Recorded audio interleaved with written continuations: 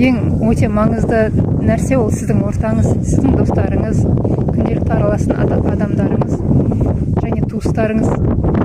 Олардың өздері сөйтіп аталатын болса да, олардың бағыты материалдық құндылыққа қарай бағытталған болса, және сіздің бағытыңыз, ішкі бағытыңыз, бағдарыңыз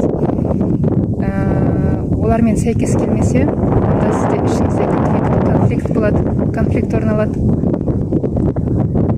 міндетті түрде.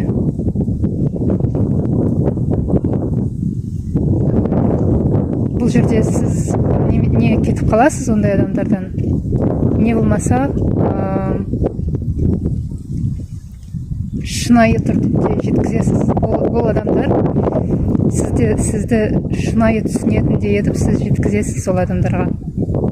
Менің құндылықтарым мынадай, сіздердің құндылықтарыңызбен сәйкес келмейді. Мен былайша көремін.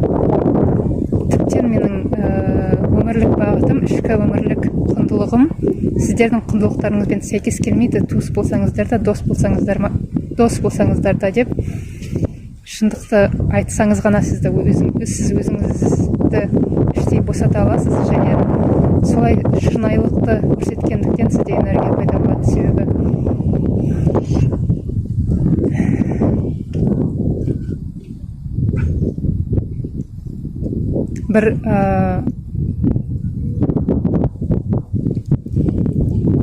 бірден келсе кетпесе де бұл адамдар, олар іштей сезет сіздің құндылығыңызды. Егер шынайы жеткізе білсеңіз, әр адамда сезім, жүрек бар, олар сезе біледі.